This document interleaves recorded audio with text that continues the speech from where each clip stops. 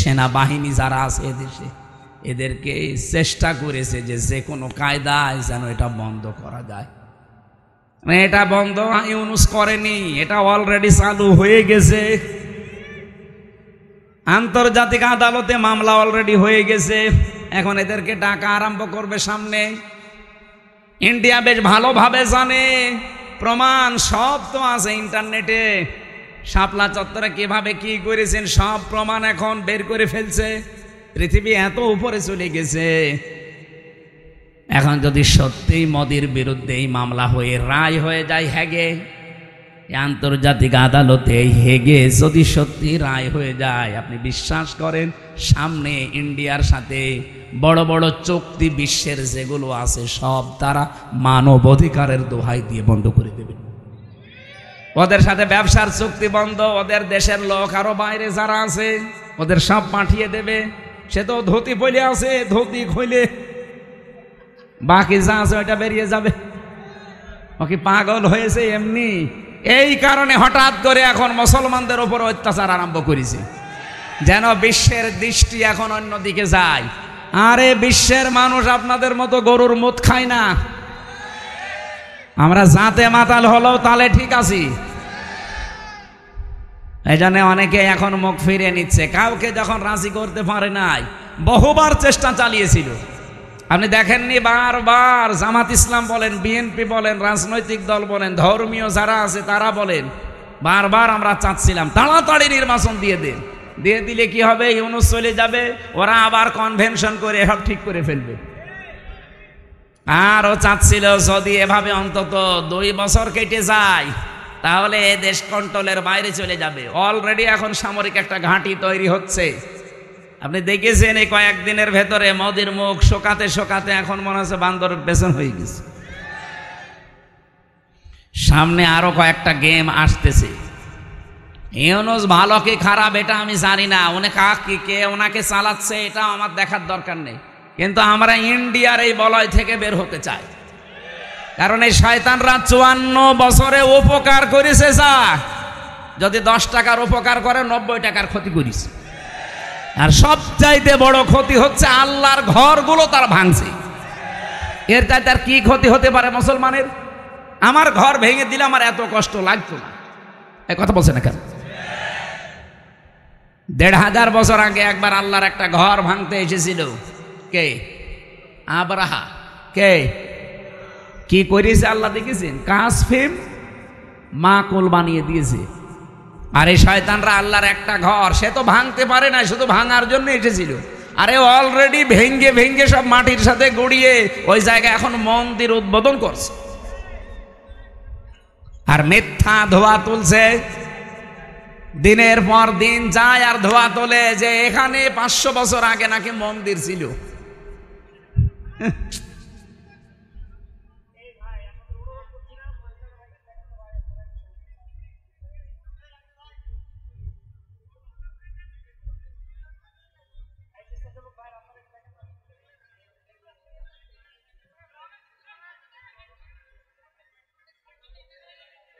এই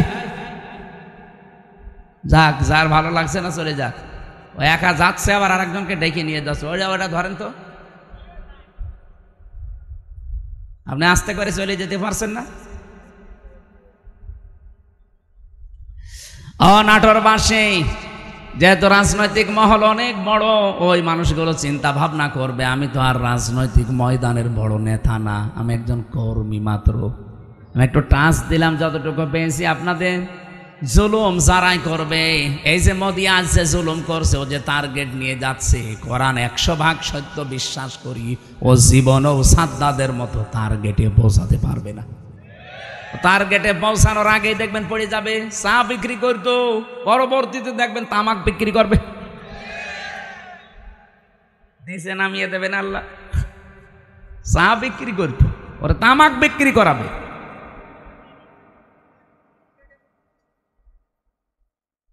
অলরেডি দাঙ্গা বাঁধিয়ে দিয়েছে ভারতে।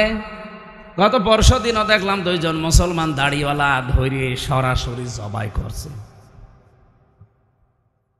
এখন ওর হাতে আর দুনিয়ার কিচ্ছু নেই, শুধু এইটাই আছে পুঁজি যে মুসলমানদের বিরুদ্ধে হিন্দুদের উস্কিয়ে দিয়ে এদের দাঙ্গা তৈরি করে একটা ফায়দা লড়বে, ঘোলা পানিতে মাছ শিকার। এই জন্য গোবিন্দ পরামানিক কিন্তু বুঝে ফেলেছে, বাংলাদেশের পুরা বাংলাদেশ মিলে হিন্দু মহাজোট আছে, তার মহাসচিব গোবিন্দ চন্দ্র পরামানিক গত পরশুদিনও জানিয়েছে না যে তামাম পৃথিবীর হিন্দু ভাইরা, হিন্দু বোনেরা সবাই এই মাতাল মোদিকে থামান। এটা মাতাল, এই শয়তানের মনোবাসনা পূর্ণ করতে গিয়ে যা আরম্ভ করেছে, এ পৃথিবী কয়েকদিন পরে বসবাসের অযোগ্য হয়ে যাবে, কারণ ঘরে ঘরে তখন মারামারি শুরু হবে। এই জন্য লোকটাকে থামাতে বলছে। আমরাও চাই হিন্দু ভাইরা যারা আছেন, অন্যান্য খ্রিস্টান ধর্মের যারা আছেন, খ্রিস্টান ভাইদের কি বিবেক বুদ্ধি সব কি লোপ পেয়েছে? আপনাদের মেয়েকে, আপনাদের বোনকে এই ইন্ডিয়ার বুকে ওরা উলঙ্গ করে রাস্তায় হাঁটিয়েছে 17 সালে। এই কথা বলছেন না কেন? আমাকে বানিয়ে বলছি, আপনাদের মাকে, বোনকে, মেয়েকে যারা উলঙ্গ করে রাস্তায় হাঁটাতে পারে, তাও রাজপথে, আপনাদের কি বিবেকে কুকুরে প্রসব করেছে? বিবেকটা জাগ্রত হচ্ছে না?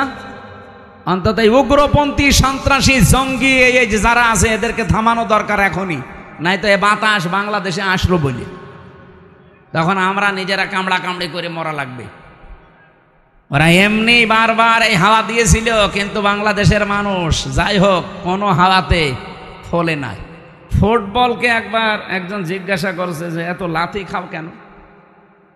বলছে ভাই আমি মানুষের পামে ফুলি, লোকে আমারে হাওয়া দিয়ে ফোলায়, এই জন্য লাথি দেয়। আমি তো নিজে ফুলতে পারি না, আমি যদি নিজে ফুলতে পারতাম তাহলে আমাকে কেউ হাওয়া দিত না, আর আমাকে লাথি দিতেও পারতো না। মানুষ যেহেতু আমারে পাম দেয়, হাওয়া দেয়, আমি ফুলে উঠি, আবার লাথিও দেয়। অন্তত আমরা আর কোনো কারোর পামে হাওয়ায় ফুলতে রাজি না। সে আমেরিকা বলেন, ইন্ডিয়া বলেন, চীন বলেন, রাশিয়া বলেন, কারো হাওয়া পেয়ে ফুলতে পারবে? আমরা ফুলতে চাই আমাদের নিজেদের হাওয়ায়। এই কথা বলেন না কেন? আমার কথার অর্থ বোঝেননি? আমরা ফুলতে চাই কার হাওয়ায়? হঠাৎ করে 54 বছর পরে নারী কমিশন যতগুলো রিপোর্ট দিয়েছে, একটাও কোরআনের সাথে মিলছে? কেন এই মহিলাগুলো আগে 54 বছর ছিল না? ছিল। হঠাৎ এটা করছে কেন? এদের পেছনে রাঘব বোয়াল আছে, কারা আছে এখন টের পাওয়া যাচ্ছে। 13 জন মানুষকে, 10 জন মানুষকে নিয়ে আপনি কমিশন বানালেন। এই 10 জন মানুষের ভেতরে সেই মহিলাগুলোর চেহারা দেখলাম, সব টিপ পরা। কি কথা বলছেন না কেন? এইগুলো এই 15.5 বছর এই জালেমা মহিলাকে টিকিয়ে রাখার জন্য বিভিন্ন কথা বিভিন্ন সময় বলতো। এই দেশে কি শুধু ওই 10 জন আর মহিলা নেই দেশে? ডক্টর নাসিমা হাসানকে নেওয়া যায়নি? ঢাকা বিশ্ববিদ্যালয়ের যে শিক্ষিকা, এই যে কুমিল্লায় বাড়ি, বলেছিল আমার ছেলের কলার চেপে ধরেছেন কেন, জবাব দেওয়া লাগবে। এই মেয়েটাকে নেওয়া যায়নি কমিশনে? তাহলে উল্টা পাল্টা রিপোর্ট দিতে পারতেন না? এমন এমন রিপোর্ট দিয়েছে, শয়তান পর্যন্ত চিন্তা করছে যে আমিও তো এ চিন্তা করি না। ওদের প্রথম রিপোর্টে কি দেখেছেন? যে কোনো স্বামী যদি স্ত্রীর সাথে সহবাস করতে চায়, স্ত্রী যদি বলে না আমার এখন হবে না, এরপরও স্বামী যদি সহবাস করে তাহলে ধর্ষণ মামলা হবে। ধর্ষণ মামলা হলে জজ রায় দেবে, ধর্ষণের বিচার কি ফাঁসি? কথা বলছে না কেন? তা আপনার কি মনে হয় এই রিপোর্ট শুনিয়ে বলেন তো? ভালো। তা আপনি রায় দেওয়ার জন্য তো সাক্ষী লাগবে। তা এখন মানুষের মনের অবস্থা তো আর কেউ জানে না। একই জোর করেছে আর স্ত্রী কি রাজি হচ্ছিল না, এটা তো স্বামী স্ত্রী ছাড়া কেউ জানে না। এখন ওই জায়গায় সাক্ষীর জন্য আপনাকে মানুষ বসিয়ে রাখা লাগবে, অথবা ইউটিউবারদের রাখা লাগবে। আমার মাঝে মাঝে পৃষ্ঠা পুরাটা পড়লাম, পরে আমার মনে হচ্ছে এগুলো মেয়াদ উত্তীর্ণ গাঁজা খেয়েছে। মানে মেয়াদ আলা গাঁজা খেলেও মানুষ এত নিচে নামে না, এ মেয়াদ পার হয়ে গেছে, ওই গাঁজা খেয়ে পুরা মাতাল। এই জন্য এদেরকে এই নাটোরের পাশের জেলা পাবনায় পাঠানো দরকার। এরকম মানুষ বাইরে থাকলে সব সমাজ নষ্ট করে ফেলবে। এ কথা বলে না কেন? এটা তো 1 নাম্বার গেল, আর বাকিগুলো তো আরো খারাপ। 2 নম্বরে দিয়েছে যে দেহ আমার সিদ্ধান্ত আমার। দেহ আমার সিদ্ধান্ত আমার মানে দেহ কার? এ দেহ আপনি আমার এই যে 33 বছর বয়স, 34 বছর আগে হামজা নামে কেউ আমি ছিলাম না। আমার মা বাবার দায়িত্ব ছিল বিছানায় থাকা, বাকি যা করার কে করেছে? দেহ আমার হয় কি করি? আলা লাহুল খালকু ওয়াল আমরু, আল্লাহ বলেন আমি বানিয়েছি, সিদ্ধান্ত বলেন বলেন। এই আয়াতের পুরা বিরুদ্ধে লিখেছে তারা যে দেহ আমার সিদ্ধান্ত আমার। 3 নম্বরে তারা লিখেছে যে যারা যৌনকর্মী আছে এদেরকে শ্রমিকের মর্যাদা দেওয়া লাগবে। আরে ভাই, যৌনকর্মী যারা এরা যদি শ্রমিকের মর্যাদা পায় তাহলে যারা ডাকাতি করে তারাও তো পুলিশকে বলবে ভাই আমরাও শ্রমিক, আপনারা আমাদের ধরবেন না, কারণ এই ডাকাতি করা খুব রিস্কের কাজ। আর যে শ্রম দেওয়া লাগে গাছ কেটে রাস্তায় ফেলে, কি কথা বলছে না? আমি সাতক্ষীরা থেকে আসার সময়, ওই যে আশাশুনি মাছের ঘেড় এলাকা, ওই 17 সালের দিকে আসার সময় ডাকাত পড়েছিল রাস্তায়, বিশাল এক গাছ কেটে রাস্তায় ফেলেছে। কেবল মনে হয় একটু আগে কেটে ফেলে রেখেছে, কারণ গাছ কাটতে 2-3 জন সরিয়ে নিয়ে এসে একেবারে জায়গা মতো রাখতে দেখলাম। ওই যে সূর্য ইসের আলো জ্বলছিল লাইটের, ওর ঘাম ঝরছে। এখন আমি কাজ খুলে দিলাম, আমার দিকে তাকিয়ে বলছে হুজুর আপনার টাকাও নেব, আল্লাহ মাফ করবে। আরে শয়তান, যা আছে নিয়ে আমার গাড়িটা আগে ছেড়ে দি। আল্লাহরে বিশ্বাস আছে। কি বলছে? ও বলছে আমাদের এলাকায় আপনি মাহফিলে এসেছিলেন, আপনাকে আমরা চিনি, আপনার টাকাও নেব, আল্লাহ মাফ করবে, আপনি চলে যান। মানে গাছ এত কষ্ট করে ফেলে রেখেছো, ঘাম ঝরছে কপাল দিয়ে। ওরা তো তার পরের দিন প্রশাসনকে বলতে পারতো না যে ডাকাতি করা কি কষ্ট, আপনারা তো টের পান না? গাছ কেটে 4-5 জন নিয়ে রাস্তায় ফেলে রাখা লাগে। এই দেখেন ঘাম ঝরছে, আমরা শ্রমিক। ওরা বলতে পারে না যে আমরা শ্রমিক, তাও তো ওদের শ্রমটা অন্তত হচ্ছে, একটা জুলুম হচ্ছে। তারপর কিন্তু যারা যৌনকর্মী এদের ওপরে কি জুলুম করলেন আপনি? বলেন, আপনি কি কি একটা ন্যায় বিচার দিলেন তাদের ওপরে? আমার মনে হয় আপনি পার্সেন্টেজ খুঁজে দেখবেন, রাজবাড়ির এই দৌলতপুর ঘাটে, যশোরের এই জায়গায়, আর নারায়ণগঞ্জেরটা তো বন্ধ হয়ে গেছে, যেখানে যেই পতিতালয় ছিল ওখানে যে দেখেন যত মহিলা আছে একটাও নিজের ইচ্ছা করে আমার মনে হয় যায়নি, গেলেও খুব কম। হয়তো ধোকায় পড়ে গেছে, প্রবঞ্চনার শিকার হয়ে, অথবা প্রেমে ছাকা খেয়ে যে কোনো কায়দায় ওখানে গেছে, যে আর বেড়াতে পারে না। প্রতিদিন এই যে 8টা 10টা 15 20টা পুরুষের সাথে তারা কি প্রোটেস্ট কিছু নেয়? কিভাবে তাদের ব্যবহার করছে? আপনি যে বিশ্ব স্বাস্থ্য সংস্থা যে রিপোর্ট দেয়, স্বামী বাদে অন্যের সাথে মিলন যারা করে এদের এই যে HIV কি বলে এটারে, এইডস হওয়ার সম্ভাবনা 100 ভাগের 99 ভাগ। আপনি এই কমিশনের মাধ্যমে রিপোর্ট দিয়ে যৌনকর্মীর উপর আপনি ন্যায় বিচার করেন না, আরও বিচার করেছেন। ওদের সব এইডসের দিকে ছেলে দিয়ে আমার মনে হয় ওরাও 2 দিন পরে দেখেন মিছিল বের করবে যে এই নারী কমিশন তো মানা দূরের কথা, ওদের ফাঁসি দিয়ে দিন। শয়তানরা আমাদের জীবনের উপর আরো অত্যাচার বাড়িয়ে দিচ্ছে। শুধু HIV, ওদেরকে এই যে 1 লক্ষ মানুষ আজ দেহ ব্যবসা করে সারা বাংলাদেশে, মানে একেবারে যেগুলো সরকারি হিসাবে, এই মানুষগুলোকে আমার মনে হয় আলেমদের পরামর্শ নিয়ে সরকারের যে বাজেটগুলো আছে এখান থেকে টাকা পয়সা দিয়ে এদের পুনর্বাসন করে দিন, হয় একটা কর্মসংস্থান দেন সম্মানজনক, তারা সম্মানজনক জীবন নিয়ে তারা পরিবার নিয়ে দরকার হয় যদি সেরকম পরিবেশ পায় বিয়ে শাদী করে জীবন চালাক।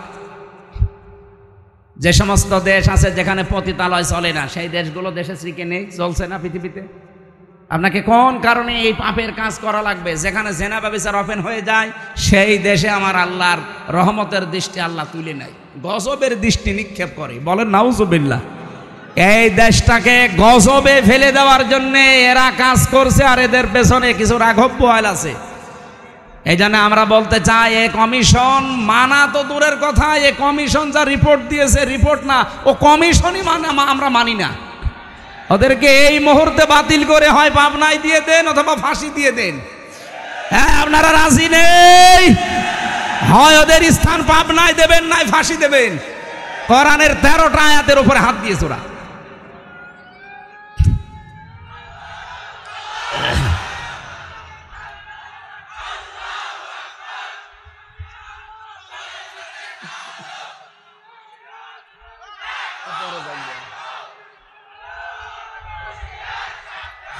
আমার ভাইরা,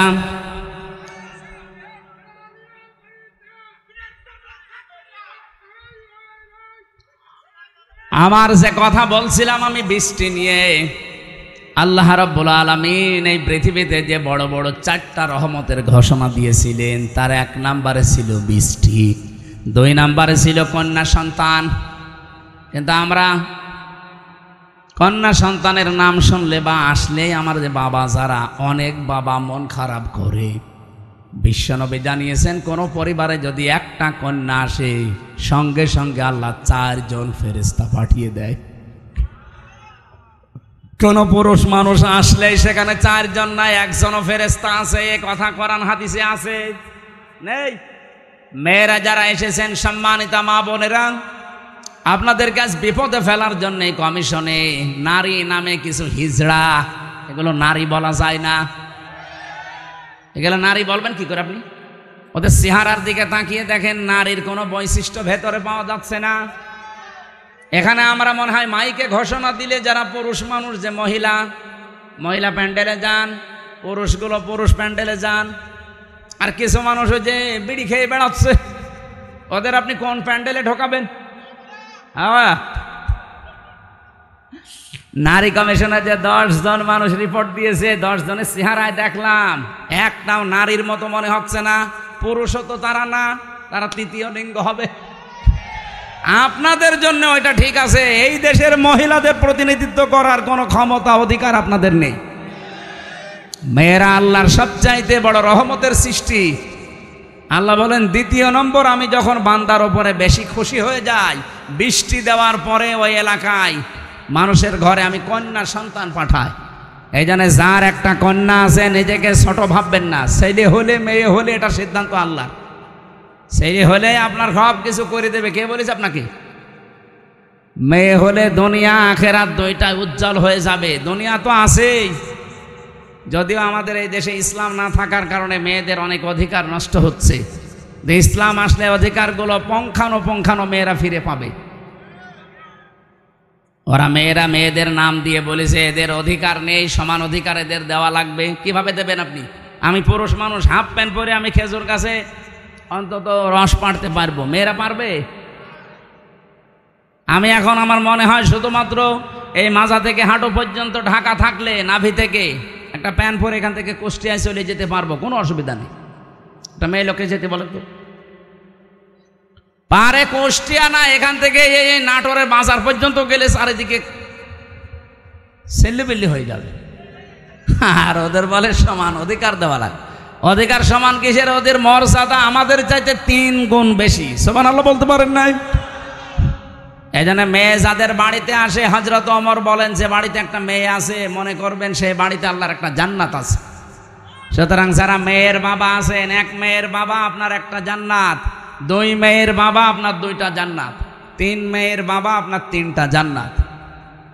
আল্লাহ রাব্বুল আলামিন আমার যে 3টা মেয়ে দিয়েছে, আল্লাহ আমাদেরকে যেন নবীর এই হাদিস অনুযায়ী জান্নাতেও এরকম 1টা 2টা 3টা করে দান করেন, বলেন আমিন। 3 নম্বরে একটু ভালো করে শুনবেন হাদিসটা। আল্লাহর নবী বলেন, 3 নম্বরে আল্লাহ যখন বেশি খুশি হয়ে যায়, তখন ওর বাড়িতে আল্লাহ মেহমান পাঠায়। আমাদের তো সমস্যা, মেহমান আসলে আমাদের মন খারাপ হয়ে যায়। 4 নম্বরে বিশ্বনবী মুহাম্মদুর রাসূলুল্লাহ জানিয়েছেন, এই পৃথিবীতে আল্লাহ সব চাইতে যখন একেবারে খুব বেশি বান্দার উপরে খুশি হয়, তখন তাকে রোগ দেয়। এই জন্য রোগ শোক হলে আপনার জীবনের অপরাধগুলো আল্লাহ মাফ করেন। জানা অজানা যত অপরাধ করেছিলেন, এগুলো আল্লাহ আস্তে আস্তে রোগের কারণে, যদি জ্বর হয় এই জ্বরের কারণে একটা গুনাহ আল্লাহ মাফ করে দেয়। পথে চলতে ফিরতে হোঁচট খেয়েছেন, হোঁচট খেয়ে হঠাৎ করে নখ ভেঙে গেছে, রক্ত বের হচ্ছে, মনে করবেন আমার একটা গুনাহ আল্লাহ মাফ করে দিয়েছে। এই জন্য রোগ শোক হলে আল্লাহর কাছে শিকায়েত করা না, অভিযোগ করা না, আরো শুকরিয়া করা দরকার। যদিও দুনিয়ায় কষ্ট হচ্ছে, এই কষ্টের মাধ্যমে আমার জীবনের পরবর্তী যে জীবন আমার আখিরাতের শুরু হচ্ছে, এটা শান্তি, স্বস্তি এবং কল্যাণময় আল্লাহ করার চেষ্টায় আছে। সুবহানাল্লাহ। নবীজি বলেন, 4টা রহমত তো মানুষ খারাপভাবে অসন্তুষ্ট হয়, পছন্দ করে না। কিন্তু 4টা গজব আছে দুনিয়ায়, এই 4টা গজব পেলে মানুষ খুব খুশি হয়। 1 নম্বরে যৌতুক। এটা কি? এটা গজব। এইটা পেলে আমরা খুশি না বেজার? সে হুজুর বলেন আর খেজুর বলেন, সবাই যৌতুকের জন্য খুশি। অথচ যৌতুকের টাকা খাওয়া আর পায়খানা খাওয়া এটা সমান না? না, সমানও না। কারণ পায়খানা খেলে একটা গোনা হয়, আর যৌতুকের টাকা নিলে ডবল গোনা হয়। একদিকে তো কবিরা গোনা, আর একটা জুলুমের গোনা। মেয়ের বাপের খুশি ছাড়া, তার মন থেকে খুশি হওয়া ছাড়া তার বাড়িতে ছেলের বাড়ির লোকজন যে একটা পান খাওয়াও জায়েজ নেই। কি কথা বলছেন না? আমি কি বানালাম এটা? হাদিস। নবীজি বলেন, যতদিন আমার যতগুলো বিবাহ করেছি, যত মেয়েকে বিয়ে দিয়েছি, আমার একটা মেয়েকে কোনোদিন যৌতুকের টাকা দিয়ে, সম্পদ দিয়ে বিয়ে দেওয়া লাগে নাই। প্রতিটি বিয়েতে আমি আমার মেয়েদের এবং আমার বিয়েতে আমি অলিমা করেছি। কি করেছি বলেন তো? অলিমা কি ছেলের বাড়ি হয় না মেয়ের বাড়ি? বলেন বলেন। মেয়ের বাড়ি বলল কে? মেয়ের বাড়ি অলিমা হবে কেন? মেয়ের বাড়ি হয় বরযাত্রী মানুষ যায়, অথচ বরযাত্রী ইসলামে নেই। নাটোরবাসী আজকে থেকে সিদ্ধান্ত নিয়ে বাড়ি যাবে, জীবনে আর কোনোদিন কারো বরযাত্রী যাব না। আজকের ওয়াজ শুনতে এসে ভুল করেছি, জীবনে খাওয়া দাওয়া বন্ধ হয়ে গেল। আরে ভাই, ইসলামে যেটা নেই ওটা আপনি করে আনন্দ পাবেন, ওটা ডবল গুনাহ হবে। কারণ এমনি জায়েজ নেই, তারপর আপনি আনন্দে আনন্দে গিয়েছেন। হ্যাঁ, যদি কেউ দাওয়াত দিতে আসেন বলবেন যে অলিমা করেন, আমি আপনার বাড়ির দরকার 5 দিন যেয়ে খাবো। এই জন্য যৌতুক আজকে থেকে বন্ধ। যৌতুক মনে করেন শুধু টাকা নিয়ে, ফ্রিজ নিয়ে, টেলিভিশন নিয়ে, মোটরসাইকেল নিয়ে না। মেয়ের বাবার বাড়ি থেকে যদি তার অনুমতি ছাড়া, তার খুশি ছাড়া যদি একটা পানও কেউ খায়, ওইটাও যৌতুক। ছেলে খাক, ছেলের বাবা খাক, আপনি ছেলের আত্মীয় স্বজন যে খাবেন কি করে? আশা করছে এটা আজকে থেকে বন্ধ করে দেয়। এটা হিন্দুদের কালচার, আমরা মুসলমানরা এটা মানতে পারি না। 2 নম্বরে এটা একটু সমস্যা আছে, এটা বলবো। নবীজি বলেন, সবচাইতে বেশি আমার আল্লাহ খুশি হয় ওই 4টা কাজ করলে। বৃষ্টি হলে, কন্যা সন্তান হলে, মেহমান আসলে, আর রোগ ব্যাধি হলে। আর সবচাইতে বেশি আমার আল্লাহ নারাজ হয়, কিন্তু আমার বান্দা বান্দিরা খুশি হয়। 1 নম্বরে যৌতুক, 2 নম্বরে গীবত। এই গীবত করলে মানুষ খুব খুশি হয়, অথচ আমার আল্লাহর আরশ পর্যন্ত কম্পন ধরে। জীবনে যদি আপনার নেকির কাজ কমও থাকে, ভাইরা আমি আহ্বান জানাচ্ছি, আপনার নামাজ, রোজা, হজ, যাকাত, দান, সাদগা, জীবনের আমল আখলাক কম হয়েছে, আল্লাহ মাফ করে দেবে। কিন্তু গীবত যদি আপনি কারো করে থাকেন, ওটা আবার শোধ দেওয়া লাগবে। যেই দোষ যার ভেতরে নেই, ওইটা যদি তার উপরে আপনি চাপিয়ে দিয়ে ওটা বলতেই থাকেন, তাকে কালার করার জন্য চেষ্টা করেন, এটা তখন আর গীবতও থাকে না, তখন তোহমত হয়ে যায়। আর এটা বাংলাদেশে সবচাইতে বেশি চলছে। এই কথা বলছেন এখানে কত মানুষ এখনো বিভিন্ন জায়গায় বসে আছে, দেখে তারা গীবত চালাচ্ছে। গীবত করলে মানুষ খুশি হয়, কিন্তু আমার আল্লাহ বেজার হয়ে যায়। 3 নম্বরে সবচাইতে বেশি খুশি হয় মানুষ মিথ্যা বললে, কিন্তু আমার আল্লাহ নারাজ হয়। 4 নম্বরে আল্লাহ পাক সবচাইতে বেশি নারাজ হয় সুদ খেলে, কিন্তু মানুষ খুশি সুদ পেয়ে। এখানে আমার বিশ্বাস অনেক মানুষ এখানে বসে আছে যারা টাকা ছেড়ে রাখে। 1000 টাকা দিলে বছর মাসে মাসে 100 টাকা বেশি দেয়। এলাকায় নেই এটা? এই সুদের সাথে যারা জড়িত আছেন, টাকা ছেড়ে রাখেন, টাকা আসে, আপনি লিখে নিতে পারেন আপনি মায়ের সাথে এখনো জেনা করছেন। এই কাজে যারা আছেন, এই মুহূর্তে তাওবা করে ছেড়ে দেওয়া লাগবে। যারা যারা রাজি আছেন তারা হাত তোলেন তো, অসুবিধা নেই, তোলেন। যারা ছেড়ে রেখেছেন তোলেন। আপনি বুঝে ফেলেছেন, চালাক আছে নাটোরে মানুষ, কাঁচা গোল্লা খাওয়া মানুষ তো খুব চালাক আছে। হাত তুলে আবার নামিয়ে ফেলিস। না, আমি জানি এখানে বহু মানুষ এরকম আছে, সেই মানুষগুলো টাকা ছেড়ে রেখে এসেছে, মাহফিল শেষ করে ওই টাকা সকালে যেয়ে তুলবে। সুদের টাকা তুললে সব চাইতে নারাজ হয় বেশি কে? আর সব চাইতে বেশি খুশি হয় সে নিজে। সুতরাং এই 4টা রহমত, 4টা গজব বেজার হয় আল্লাহ 4টা কাজে, আর আমরা নিজেরা বেজার হই 4টা কাজে। আল্লাহ আমাদেরকে কন্যা সন্তান যেহেতু রহমত, বৃষ্টি যেহেতু রহমত, এই পৃথিবীতে মেহমান আসা রহমত, আল্লাহ রোগ ব্যাধি দিয়েছে এটাও রহমত। এগুলো পেয়ে নারাজ না হয়ে এগুলোর সঠিক এবং পরিমার্জিত ব্যবহার করার তৌফিক কামনা করছি। সকলে বলেন আমিন। আমার আজকের আমি বিষয় আলোচনা সাজিয়েছিলাম যে আল্লাহর দল কারা, আল্লাহর দলের বৈশিষ্ট্য। এই পৃথিবীতে এখন দল কত আছে আপনি হিসাব করতে গেলে কলম খাতা নষ্ট হয়ে যাবে। বাংলাদেশে প্রায় 73টার উপরে দল আছে। আমি অল্প কথায় মেন কথাগুলো, অল্প সময় মেন কথাগুলো বলতে চাই। একটু বসেন, জবান খুলে সূরা মায়েদার এই 54 নম্বর আয়াত, মেন কথাগুলো বলবো ইনশাল্লাহ। আল্লাহ পাক বলেন, ইয়া আইয়ুহাল্লাযীনা আমানু মাইয়ারতাদ্দা মিনকুম আন দীনিহি ফাসাউফা ইয়াতিল্লাহু বিকওমিন। ঈমানদারেরা, এই পৃথিবীতে কোনো মানুষ যদি আল্লাহর দিন থেকে ফিরে চলে যায়, আল্লাহর ইসলাম থেকে, তোমাদের ভেতরে যেই চলে যাবে, সঙ্গে সঙ্গে আমি আল্লাহ একটা নতুন সিদ্ধান্ত নিয়ে ফেলি। ফাসাউফা ইয়াতিল্লাহু বিকওমিন, এমন একটা দল, এমন একটা জাতি, এমন একটা গোষ্ঠী তৈরি করে দেই, ইউহিব্বুহুম ওয়া ইউহিব্বুনাহু, যারা আমি আল্লাহকে ভালোবাসে, আমি আল্লাহ নিজেও তাদেরকে ভালোবাসি। বলেন সুবহানাল্লাহ। অনাটোরবাসী যেহেতু এই দেশে এখন প্রায় 73টার উপরে শুধু দল চলছে, 49টা আছে রাজনৈতিক নিবন্ধিত দল, বাকি আছে নিবন্ধনের বাইরে। যত দল আছে ধর্মীয় জেনারেল মিলে বলেন, আগস্টের 5 তারিখের পরে আমি বাংলায় বলছি, এবার কত মানুষকে আমরা বিভিন্ন নাম দিয়ে দেখতে পাচ্ছি ইসলাম থেকে বের হয়ে যাচ্ছে। কথা বোঝেন? কেউ বিভিন্ন মানুষের উপরে দোষ চাপিয়ে বলছে আমি এর ভেতরে নেই, চলে গেলাম। প্রকারান্তে আপনি ইসলাম থেকেই বের হয়ে যাচ্ছেন। ইসলামের একটা বিধান যদি কারো ভালো না লাগে, তার মানে আপনি তো আর আমাকে ভালো লাগে না তাই জন্যে চলে যান না। আপনার ইসলামের বিধান ভালো লাগে না, তার মানে আপনাকে ভালো লাগছে না কার? বলেন বলেন। আপনি প্রকারান্তে আল্লাহকেই যেন বলছেন যে না, এ বিধান দেওয়া ঠিক হয়নি। হামজা তো বাবার কথা জীবনও বলতে পারে না, ও বলবে আমার আল্লাহর কথা। আল্লাহর কথায় যেমন নামাজ পড়ো আছে, আল্লাহর কথায় যেমন যাকাত দাও আছে, আল্লাহর কথায় ঠিক এইটা আছে যে আমার এই কোরআনকে প্রতিষ্ঠা করো।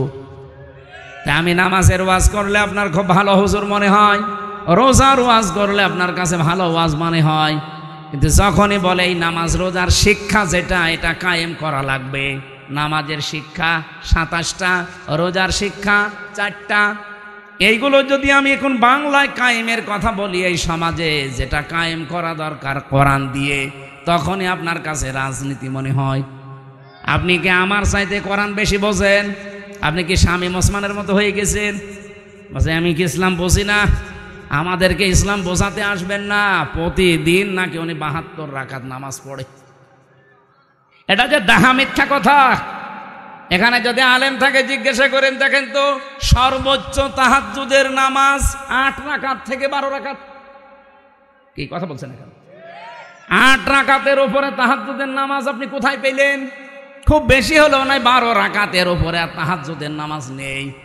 নবীজি হয় 8 রাকাত পড়তেন, নাই 12 রাকাত পড়তেন। এরপরে এই বেতের পড়ে উনি পড়াটা কমপ্লিট করে দিতেন। আর উনি নাকি 72 রাকাত নামাজ পড়ে তাহাজ্জুদ। ওরা দাহা মিথ্যা কথা। ও রাত 2টা 3টায় মাল খেয়ে ঘুমায়, ও তাহাজ্জুদ ফজরের নামাজ তো পড়ে না। আপনি তো ইসলাম থেকে বের হয়ে গেছেন প্রকারান্তে হামজার উপরে দোষ চাপিয়ে, যে ওদের দোষ আছে, 24-এর দোষ, 71-এর দোষ, 47-এর দোষ। এই কথা না বোঝার ভান করে থাকবেন না। আগস্টের 5 তারিখের পরে বহু মানুষকে আমরা দেখলাম আল্লাহর দিন থেকে প্রকারান্তে ইসলাম থেকে বের হয়ে চলে যাচ্ছে। ওরা আমাদের ভয় দেখাতে চায় যে আমরা চলে গেলে তোমরা নিরুপায় হয়ে যাবে। আরে ভাই, ইসলাম তো আর আমার না, আর আমি ইসলামের মালিকও না, ইসলামও আমার না, ইসলামের মালিকও আমি না। আমার মালিকও আল্লাহ, ইসলামের মালিকও আল্লাহ। আমি শুধু খাদেম। কথা বলুন, আমি খেদমত করছি, আমার একটা পাওনা বাকি আছে। এই যে সভাপতি সাহেবকে যদি উনি বলে এই জমিনটা আমার, আপনারা কাজ করেন, সারাদিন করেন, বিকাল 5টায় আপনাদের বেতন দিয়ে দেব। এখন বলেন তো জমিনের মালিক কি আমি? মালিক উনি না, আমরা কি কামলা খাদেম, কাজ করে খাই। এই জমিনও আমার না, জমিনে যেটা আমরা বপন করছি, এই বীজ বা ধান লাগাচ্ছি, চারা, এগুলোর মালিকও আমরা না, সবের মালিক উনি। আমরা শুধু টাকা পাওয়ার আশায় আছি, বিকাল 5টায় বেতন দিয়ে দেবে, ওইটা নিয়ে আমার সংসার চলবে। নাটোরবাসী, এই বাংলাদেশের এই জমিনটা আমার আল্লাহর, এ কোরআনও আল্লাহর, জমিনে আল্লাহর, কোরআন আল্লাহর। ওনার জমিনে ওনার আইন, ওনার কোরআন প্রতিষ্ঠা করবে এই দেশে যারা আল্লাহর খাদেম, গোলাম, বান্দা, তারা আল্লাহর বান্দা দাবি করে যারা আল্লাহর কোরআনের আইন বাদ দিয়ে মানুষের তৈরি করা আইন কায়েম করতে চায়, আল্লাহর কসম এই মানুষগুলো বেতন পাওয়া দূরের কথা, ওদের খবর আছে। বিকাল 5টা পর্যন্ত আমাকে এই জমিনে টিকে থাকা লাগবে। বিকাল 5টা মানে জীবনের শেষ দিন। এক কথা বলছেন এখন, বিকাল 5টা মানে জীবনের শেষ দিন, কারণ আমার একটা বেতন পাওয়ার সময় আসবে। আমার যখন চোখ বন্ধ হয়ে যাবে, ওয়াবুদ রাব্বাকা হাত্তা ইয়াতিয়াকাল ইয়াকিন, আল্লাহ বলেন ওই পর্যন্ত ইবাদত করতেই থাকো, আমার দিনের সাথে লেগে থাকো যতদিন ইয়াকিন না আসে। ইয়াকিন মানে না, ইয়াকিন মানে মৃত্যু। ইয়াকিন মানে বিশ্বাস, সেটা আলাদা ইয়াকিন। আর এখানে ইয়াকিন মানে মৃত্যু, মরণ যতদিন না হবে ততদিন পর্যন্ত দিন কায়েমের জন্য আপনাকে টিকে থাকা লাগবে। কারণ আমরা এখনো আমাদের বেতন পাইনি। পেয়েছি? বলেন বলেন, আমাদের চূড়ান্ত বেতনের নাম কি? 500 টাকা, 1000 টাকা, কি জান্নাত। ওইটা যতদিন আমি না পাবো ততদিন পর্যন্ত আমার চেষ্টা অব্যাহত থাকবে। এখন যদি আপনি আমাকে বাধা দিতে আসেন, এই জমিনে ধান লাগিয়েছিলাম কিন্তু বিকাল 5টা বাজার আগে আপনি তুলে ফেলছেন, আপনি যত বড়ই মস্তান হন, আমরা যারা 8-10 জন মিলে ধান লাগিয়েছি, যদি আপনার সাথে নাও পারি তাও বাধা দেব। কারণ আমি তো এখনো বেতন পাইনি। আপনি ধান তুলে ফেললে ওনারা বেতন দেবে, উনি এসে আমাদের আরো গরম দেবে। ওই সারাদিন নষ্ট করলে, ধান তুলে ফেলেছে, কিছুই বলনি, বেতন দেওয়া দূরের কথা, আরো 500 টাকা করে দিয়ে যাও। যে জমিন আল্লাহর, কোরআন আল্লাহর, আমরা তো খাদেম, কামলা, 5 জন মনীষ, লেবার যাই বলেন, আমরা চেষ্টা করে যাচ্ছি। আমাদের চেষ্টা হচ্ছে জমিনে এটা প্রতিষ্ঠা করা। হ্যাঁ, পদ্ধতি আমাদের ভুল হতে পারে, কেউ কেউ গণতন্ত্রের পদ্ধতি নিয়েছে, আপনার পদ্ধতি ভুল হতে পারে, কিন্তু আমার মন তো ঠিক আছে যে আমি জমিনে আল্লাহর দিন কায়েম করব। হ্যাঁ, কথা বলেন না কেন? হ্যাঁ বলেন। আফগানিস্তান তারা একটা পদ্ধতি নিয়েছে, তারা এক পদ্ধতি নিয়ে তারা অলরেডি কায়েম করে ফেলেছে। তুরস্ক একটা পদ্ধতি নিয়েছে, আপনি মোরসির দিকে তাকান, সে একটা পদ্ধতি নিয়েছিল যে যেখানে ইসলাম কায়েমের জন্য চেষ্টা চালাচ্ছে। পদ্ধতি ভুল হতে পারে কিন্তু তার কর্ম তো ঠিক আছে, তার মনের আকাঙ্ক্ষা, আশা, তামান্না এই যে আল্লাহর জমিনে আমি জীবনের শেষ দিন পর্যন্ত অন্তত দেখতে চাই যেটা কায়েম হয়েছে। আমার রাস্তা ভুল হলে কি আমি একটু ঘুরে ফিরেও আসতে পারবো না জায়গায়?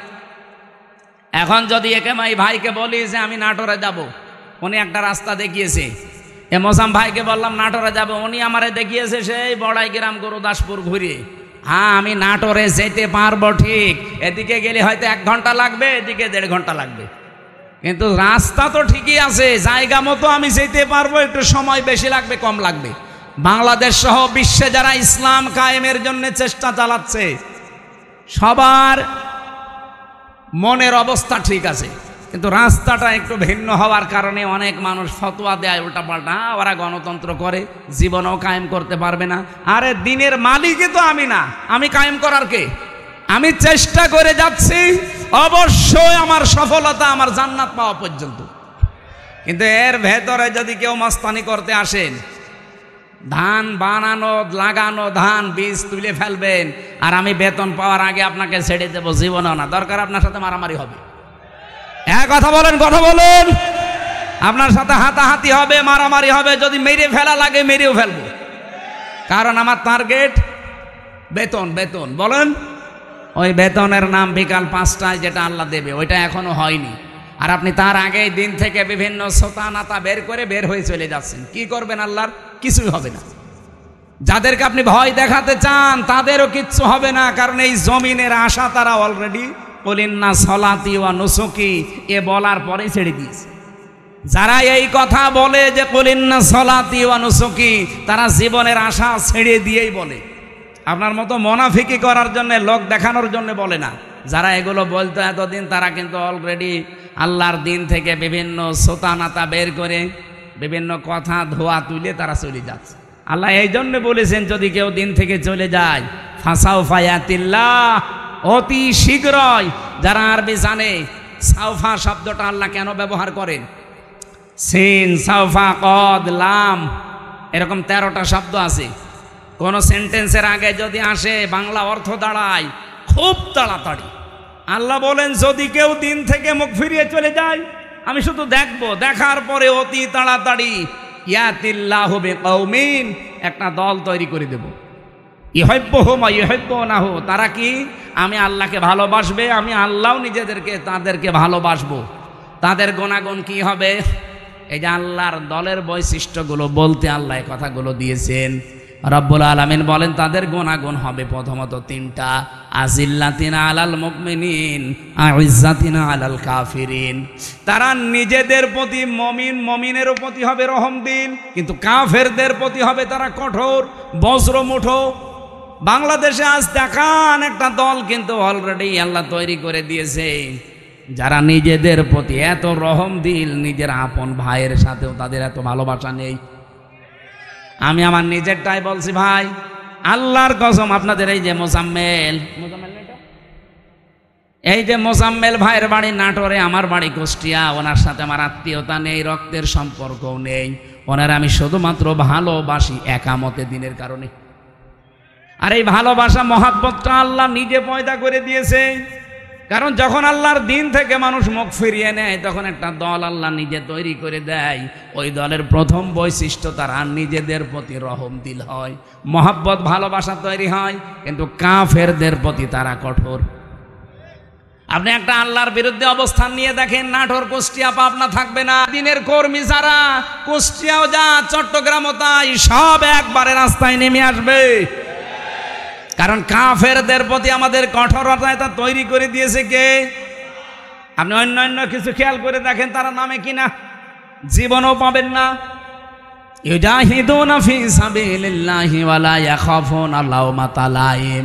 তারা আল্লাহর দিন এই জমিনে প্রতিষ্ঠা করার জন্য জিহাদ করবে, সংগ্রাম করবে, চেষ্টা চালাবে, পরিশ্রম করবে, প্রচেষ্টা করবে, কিন্তু কোনো ওয়ালা ইয়াখাফুনা, ভয় পাবে না, লাওমাতা লাইম, কোনো তিরস্কারকারীর তিরস্কারকে তারা পাত্তা দেবে না।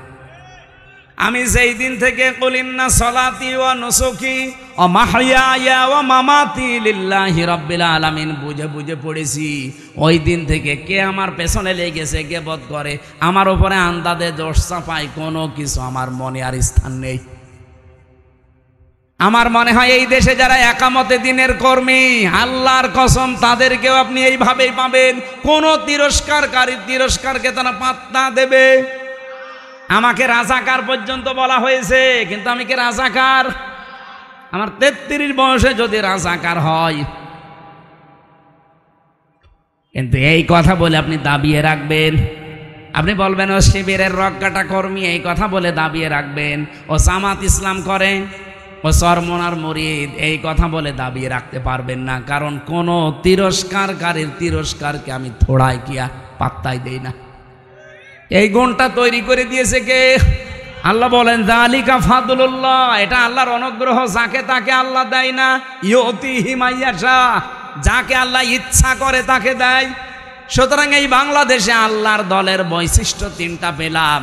তারা নিজেদের প্রতি রহমদিল হবে, কাফেরদের কোনো বিধান যদি দেখে কাফেরদের কোনো কাজ কারবার দেখলে তারা বজ্রকণ্ঠ হয়ে যাবে।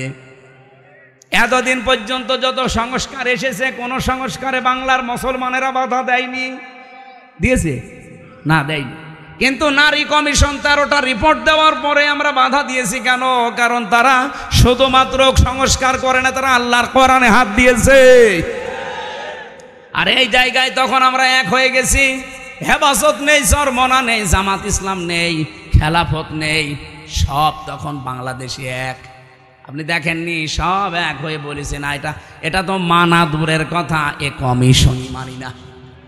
আমির জামাত ডাক্তার শফিকুর রহমান এটা বলে নাই যে কমিশন তো দূরের কথা, ও কমিশনই মানি না। যদি বেশি ঝামেলা করেন আবার কিন্তু আগস্টের 5 তারিখ আসতেছে।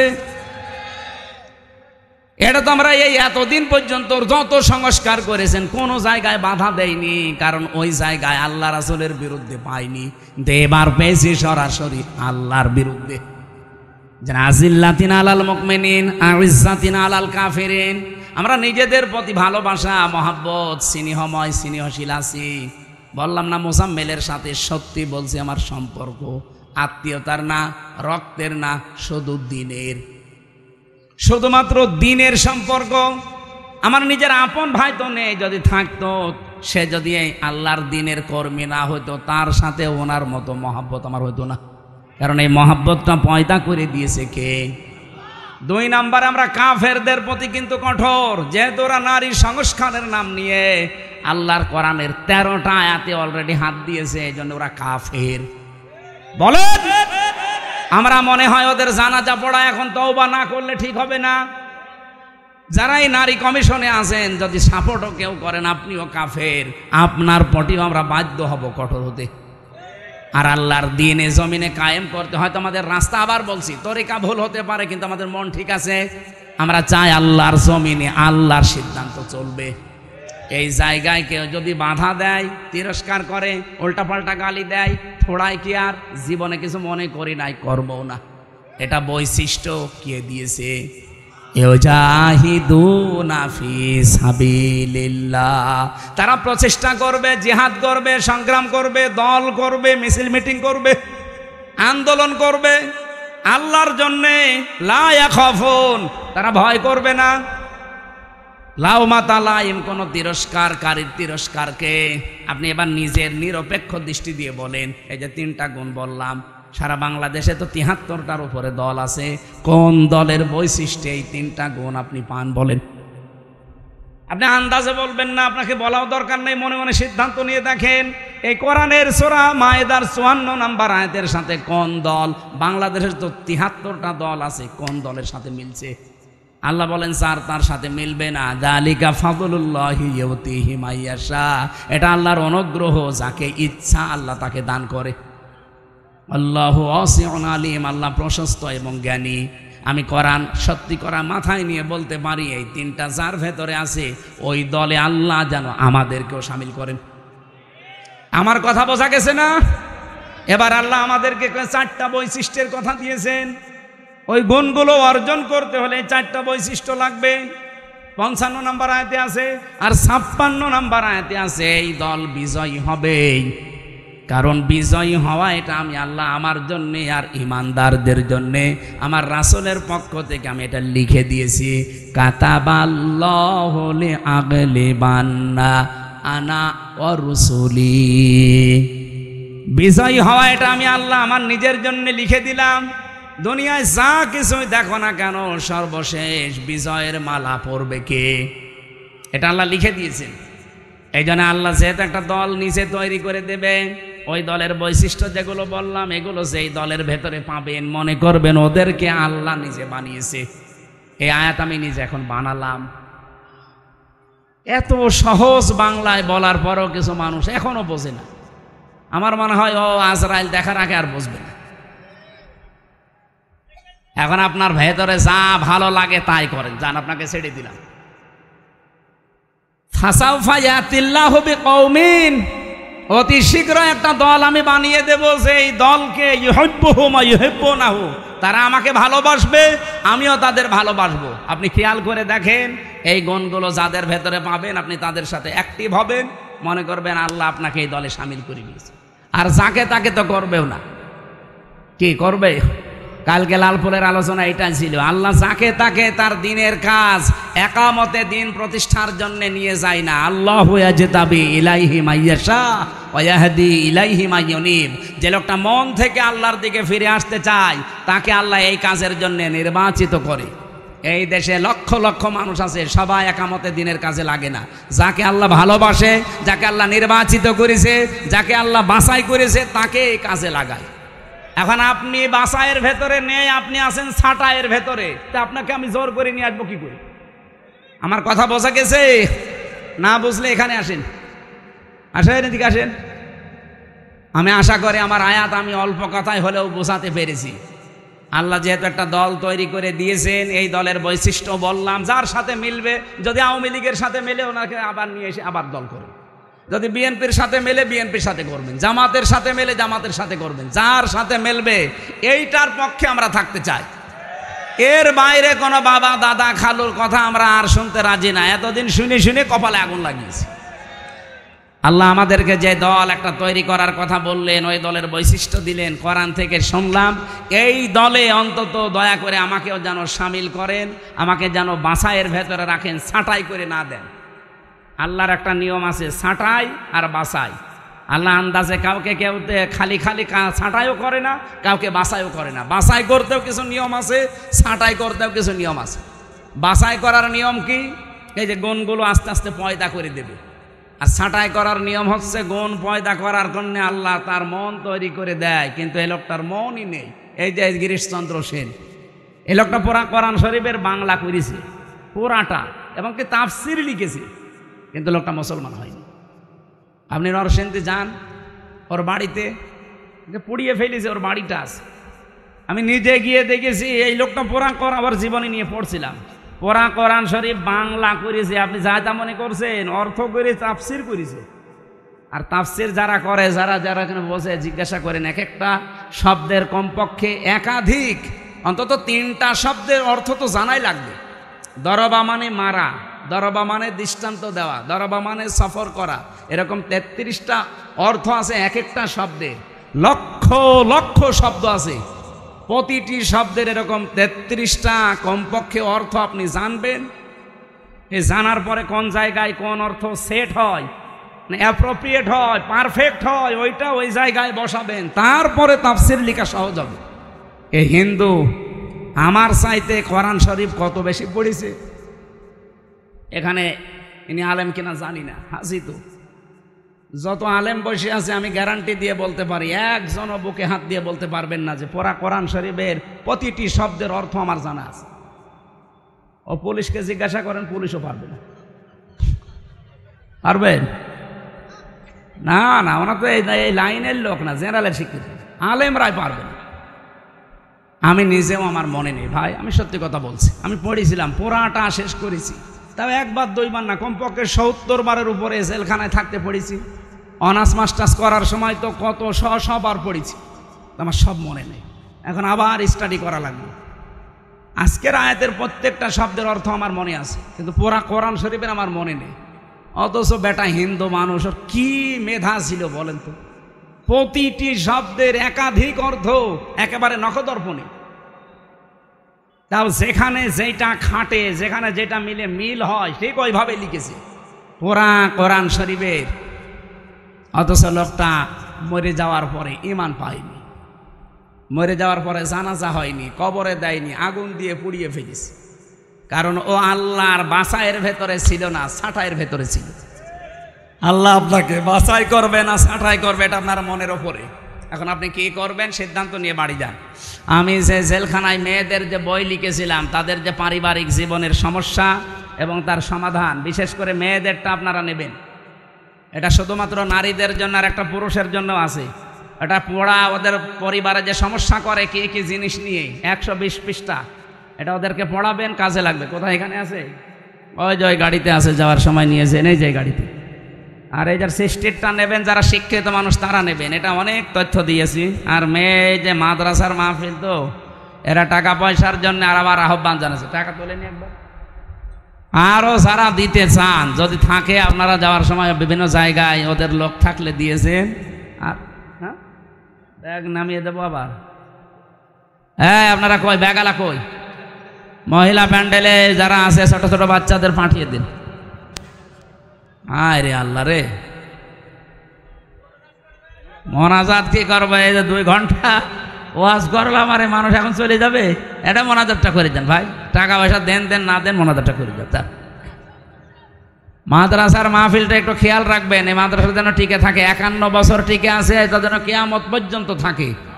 হয়তো এই মানুষগুলো আর 20 বছর পরে থাকবে না, কিন্তু এটা টিকে থাকে যেন কিয়ামত পর্যন্ত। ওই গাড়িতে যাওয়ার সময় নিয়েন, আর ওনাদের লোকজন যেখানে আছে ব্যাগে একটা দিয়ে দিয়েন। আল্লাহুম্মা আমিন। লা ইলাহা ইল্লা আনতা সুবহানাকা ইন্নী কুনতু মিনাজ জালিমিন। আল্লাহুম্মা গফিরলি ওয়ারহামনি ওয়াহদিনি ওয়াফিনি ওয়ারযুকনি ইয়া রাব্বাল আলামিন। আল্লাহ, রাত 12:30 পার হয়ে 11:30 পার হয়ে গেছে। গভীর রজনীতে কোরআনের কিছু মূল মেসেজগুলো আমরা শুনেছি, এগুলোর উপরে তুমি আমাদেরকে কবুল করে নাও। ফাসাউফা ইয়াতিল্লাহু বিকওমিন, অতি শীঘ্রই তুমি এমন একটা দল তৈরি করবে, ইউহিব্বুহুম ওয়া ইউহিব্বুনাহু, যে দল তোমাকে ভালোবাসবে তুমিও ভালোবাসবে। আল্লাহ, ওই দলে আমাদেরকে শামিল হওয়ার সুযোগ করে দাও। দিন কায়েম হয়েছে বাংলাদেশে, 56,000 বর্গ মাইল কোরআন দিয়ে চলছে, এটা যেন দেখে মরতে পারি, তৌফিক দাও। এ মাহফিলের আয়োজন করতে গিয়ে যারা শ্রম দিল এদেরকে ক্ষমা করে দাও। বিশেষ করে সম্মানিত সভাপতি আমার আরাফাতের ভাই আলহাজ আব্দুর রব চৌধুরী, আল্লাহ তোমার নামে নাম, মেহেরবানি করে তাকে ক্ষমা করে দাও। বিশেষ মেহমান যারা এখানে উপস্থিত আছে প্রত্যেককেই কবুল করো। আল্লাহ তাআলা, মেয়েরা যারা বসে আছে বিভিন্ন রোগ শোক তাদের আছে, কোরআনের ইজ্জতে তাদেরকে তুমি শেফায়ে কামেলা আজেলা করে দাও। আমি সহ যারা অনেকে অসুস্থ আছি আমাদেরকেও তুমি শেফা দান করো। কোরআনে কারিম থেকে যে মূল কথাগুলো বলেছি আল্লাহ, আমি যেভাবে বুঝলাম এদেরকে ওইভাবে বোঝার তৌফিক দাও। এগুলো জীবনে মেনে চলার সুযোগ দাও। প্রশাসনের জন্য দোয়া করছি, এই বাগাতিপাড়ার থানার OC, TNO, SLR, DC, SP সহ পুলিশ কনস্টেবল যারা, এসআই সহ দারোগা সহ যে ভাইরা আজকে পাহারা দিয়েছে আমাদেরকে, এদের বাড়ি ঘর, আত্মীয় স্বজন, মা বাবা, এদের সব কিছু তুমি পাহারাদার হয়ে যাও। আজকের দায়িত্বটা তুমি ইবাদত হিসাবে তাদের কবুল করো। বাংলার প্রশাসনের উপরে তোমার রহমত নাজিল করো আল্লাহ। যত ষড়যন্ত্র হচ্ছে দেশটা নিয়ে আল্লাহ তুমি ছিন্ন ভিন্ন করে দাও। নারী কমিশনের নাম নিয়ে কিছু হিজড়া মহিলা তোমার কোরআনে হাত দিয়েছে, আল্লাহ তুমি তাদের হেদায়েত দাও। যদি না থাকে তাদের থেকে জাতিকে বাঁচাও। কত বড় ক্ষমতা! এই 15.5 বছরে জালেমদের ক্ষমতা হয়নি যে তোমার কোরআনে হাত দেওয়া, অথচ এই মানুষগুলো তোমার কোরআনের 13টা আয়াত বাদ দিয়ে দিয়েছে। জানি এদেরকে তুমি হেদায়েত দেবে না, তারপরও যদি থাকে হেদায়েত দাও, না থাকলে তাদেরকে তুমি ধ্বংস করে দাও। যারা ঈমান এবং ইসলাম নিয়ে ষড়যন্ত্র করে বাংলাদেশের মুসলমানদেরকে নিয়ে, আল্লাহ তাদের কবল থেকে দেশের মানুষদেরকে বাঁচাও। আল্লাহ তাআলা ইসরায়েলের হাত থেকে ফিলিস্তিনকে রক্ষা করো। পৃথিবীর মানচিত্র থেকে তাদেরকে তুমি, এই ইসরায়েল নামক এই অভিশপ্ত জাতিদেরকে তুমি হালাক করে দাও। ভারতের মুসলমানদের জন্য তুমি হামে ও নাসির হয়ে যাও। আল্লাহ তাআলা, এই পৃথিবীর সবচাইতে বড় কসাই একটা একটা করে তোমার ঘরগুলো ভেঙে দিচ্ছে। এই সন্ত্রাসী জাতি, এই উগ্রপন্থী হিন্দুদের থেকে আল্লাহ তুমি ভারতের মুসলমানদেরকে বাঁচাও। তোমার ঘরগুলো তুমি রক্ষা করো আল্লাহ। এলাকায় মাটির নিচে যারা কবরে ঘুমিয়ে আছে, আল্লাহ কবরগুলো জান্নাত বানিয়ে দাও। এই মাদ্রাসাটা কিয়ামত পর্যন্ত দিনের মার্কাজ হিসাবে কবুল করে নাও রব্বুল আলামিন। জীবনে কোন মোনাজাত কবুল হয়েছে জানি না, আজকে হাসিদেরকে নিয়ে, যুবক যুবতীদেরকে নিয়ে হাত তুলেছি। জীবনের অপরাধগুলো আজকে আমরা সত্যি স্বীকার করছি জনসম্মুখে যে আমরা অপরাধী। এমন কোনো অপরাধ নেই যা জীবনে আমাদের নেই। সব অপরাধগুলো স্বীকৃতি দিলাম, আল্লাহ তুমি মাফ করে দাও। এই পুরা জায়গাটা আল্লাহ তুমি নেকি দিয়ে পাল্টিয়ে দাও। স্বেচ্ছাসেবকের দায়িত্বে যারা আজকে পালন করেছে, আল্লাহ এই মানুষগুলোকে তুমি যে মা পেটে নিল মায়ের পেট সহ কবুল করে নাও। এই কোরআনের কথাগুলো যারা প্রচার করে এই মিডিয়ার ভাইদেরকে আল্লাহ তুমি প্রচারক হিসাবে, দিন প্রচারক হিসাবে কবুল করে নাও। এ জেলায় আসলে আগে কোরআনের মহাব্বতে বুকে টেনে নিত আমার আবু বকর সিদ্দিক মামা। আল্লাহ মামাকে কবরে তুমি মাফ করে দাও। আমার মোজাম্মেল হক কোরআনের জন্য ছুটে আসে, তাকেও তুমি কবুল করো। 3টা বছর জালেমের জেলখানা, আমি এখনো অসুস্থ, ডাক্তাররা বলছে স্বাভাবিক হতে সময় লাগবে। আল্লাহ তোমার হাতে সব, আমাকে তুমি আগের মতো শরীরটা কণ্ঠটা ফিরিয়ে দাও। বারাকাল্লাহু লানা ওয়া লাকুম ফিল কোরআনিল আযীম। মরণের আসলেই যেন শেষ কথা বলতে পারি, লা ইলাহা ইল্লাল্লাহু মুহাম্মাদুর রাসূলুল্লাহ। আসসালামু আলাইকুম। যান আস্তে আস্তে যান। এই যে গাড়ি থেকে মেয়েদেরটা নেবেন, মেয়েদেরকে পড়াবেন। ছেলেদের একটা আছে স্বামীরা পড়বেন, আর একটা শিক্ষিত মানুষদের আছে ওটা সৃষ্টি নিয়ে। ওটা যদি শিক্ষিত মানুষ যারা আছেন তারা নেন, অনেক তথ্য পাবেন ওর ভেতর ইনশাল্লাহ।